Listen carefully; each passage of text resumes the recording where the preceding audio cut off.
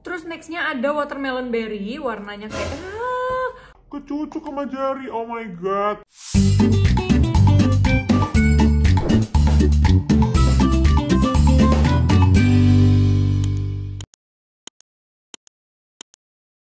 Hai guys, welcome back to my YouTube channel. Oh my god, ternyata udah lama juga aku tuh nggak nge-review produk ya.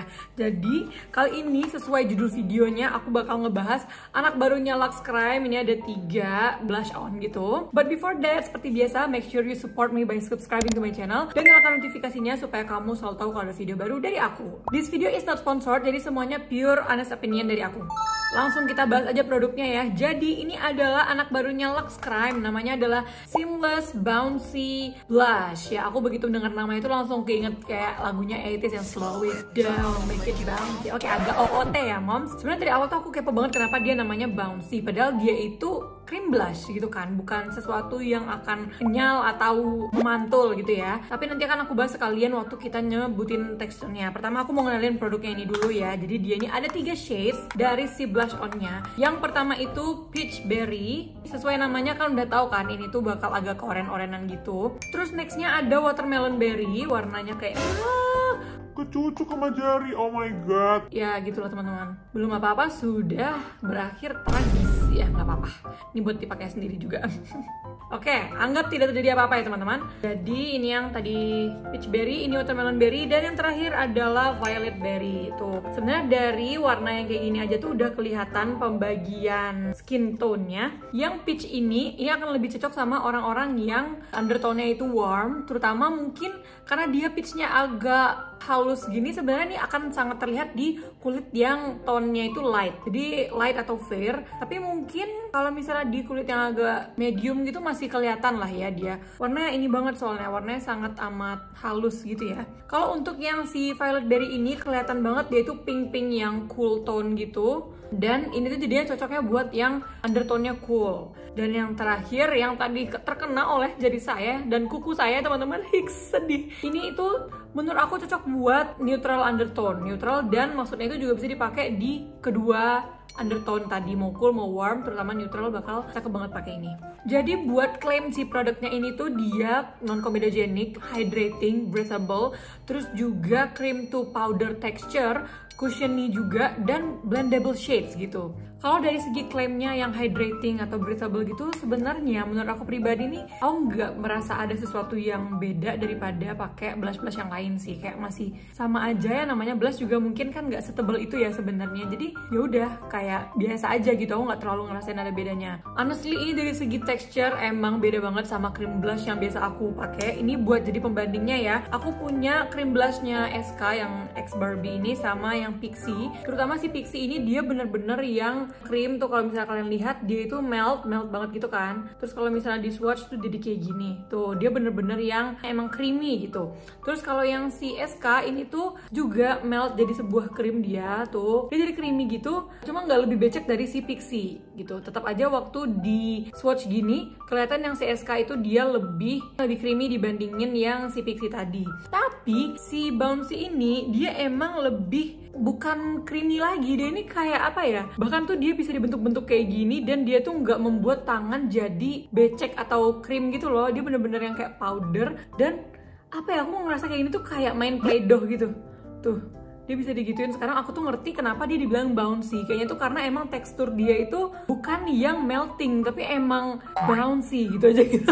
Kalian ngerti nggak maksudnya? Tuh ini unik banget sih untuk ukuran cream blush. Dengan kalau misalnya dia di swatch, dia tetap tuh warnanya keluar, tapi finishingnya tuh bener-bener yang powdery. Emang yang powdery, nggak ada beceknya sama sekali tuh. Kalian bisa lihat ya perbedaan ketiganya. Menurut aku dia ini daripada dibilang cream blush lebih cocok jadi kayak velvet blush gitu ya, if that makes sense. Karena emang menurut aku dia tuh finishingnya tuh velvety banget gitu loh. Kan tau kan kayak lipstick yang lip velvet gitu. Nah dia tuh hasilnya tuh mirip-mirip kayak gitu. Jadi bener-bener yang in between cream sama powder, tapi lebih condong ke powdernya gitu. Cuma emang ini tuh teksturnya unik banget, dimana dia ini finishingnya menurut aku bisa merupakan gabungan dari si powder blush sama cream blush. Dimana kan biasanya kalau orang-orang itu biar blushnya lebih kelihatan dan lebih tahan lama, dia biasanya pakai cream blush dulu, terus pakai bedak, baru pakai powder blush, atau powder blush itu sebagai touch up-nya dia. Tapi cukup pakai satu ini menurut aku tuh bisa banget. Kalau misalnya kalian awalnya tuh cuma pakai si cream blushnya, terus baru bedak gitu, tapi berapa saat kemudian kalian mau touch up, itu pakai ini lagi tuh bisa kan, gak harus punya dua produk berbeda gitu loh.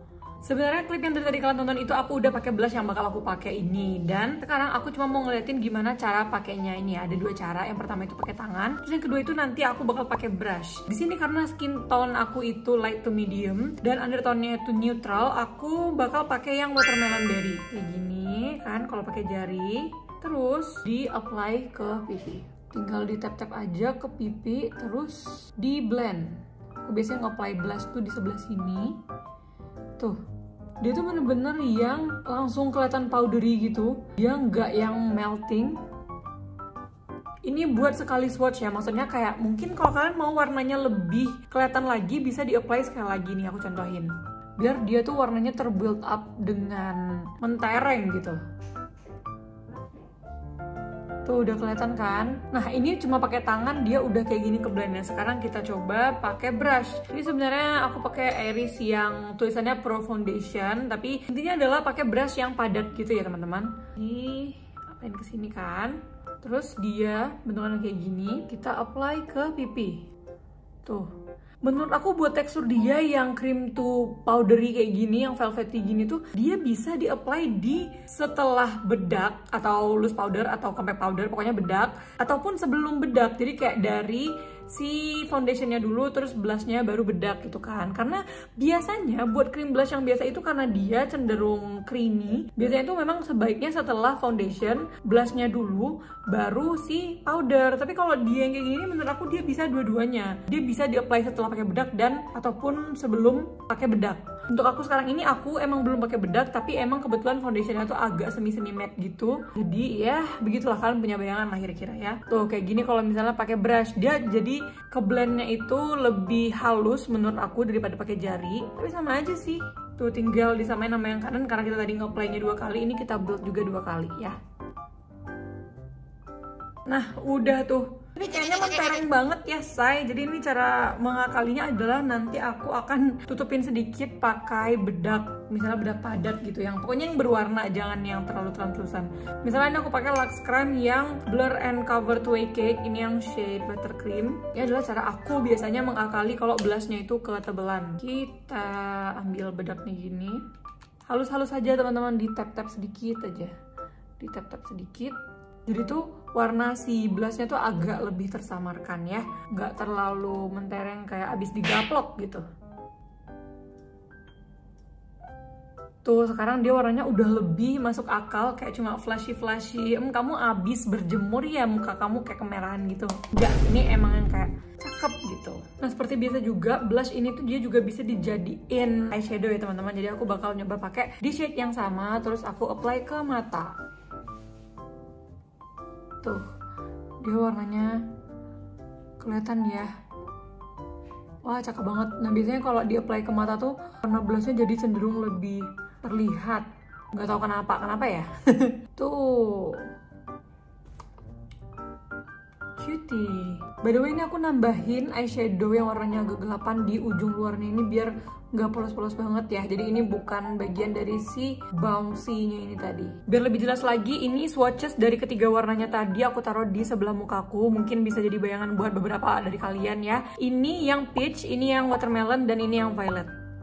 Untuk harganya ini tuh 89.000 kalau aku lihat di official store yang Lux Crime, which means menurut aku untuk ukuran sebuah blush on ini cukup menengah ke atas gitu ya range harganya. Tapi mengingat dia ini emang secakep itu finishingnya, menurut aku ini worth it buat dicoba harga segitu. Toh ini juga blushnya kayak lumayan banyak nggak sih, kayak lumayan tahan lama lah buat dipakai blush sama eyeshadow gitu. Buat rate-nya overall aku bakal kasih 9.5 out of 10. Oke, mungkin segitu dulu yang bisa aku jelasin tentang si Bouncy ini. Kalau misalnya teman-teman ada yang mau sharing karena udah nyobain ini juga, bisa di kolom komentar aja. Misalnya kalian skin type-nya apa, kan pakai apa, terus berdasarkan pengalaman kalian dia kayak gimana gitu. Terus mungkin kalian mau ngasih saran enaknya kita ngebahas apa lagi besok, boleh apa aja bisa ke kolom komentar aku ya. Oke, that's all from me. Thank you so much for watching. Don't forget to like, comment, share, and subscribe. See you in the next video. Bye-bye!